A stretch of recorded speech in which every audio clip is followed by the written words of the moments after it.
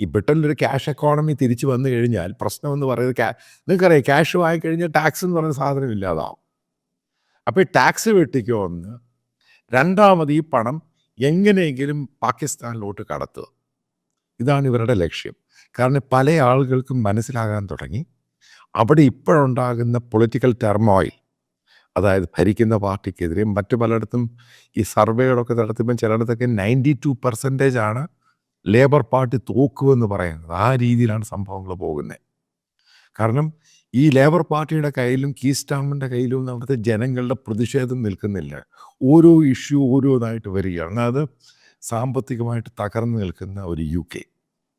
1% GDP കാണിക്കുന്നത്. 1% GDP തന്നെ കാണിക്കുന്നത് നിങ്ങൾക്ക് മനസ്സിലാവും എത്രമാത്രം പതറ്റിക്കാണ് സിറ്റുവേഷൻ. ഒരു 2-3% ആണെങ്കിൽ മാത്രമേ okay now we can run. അത് 3-4% ആണെങ്കിൽ മാത്രമേ ഗ്രോത്ത് കാണിക്കുന്നുള്ളൂ. അവിടെയാണ് ഇത്രമാത്രം ചെറിയ രീതിയിലുള്ള ടാക്സ് വെട്ടിക്കുന്നത് ഹ്യൂജ് എമൗണ്ട് ആയിട്ട് മാറും. അത്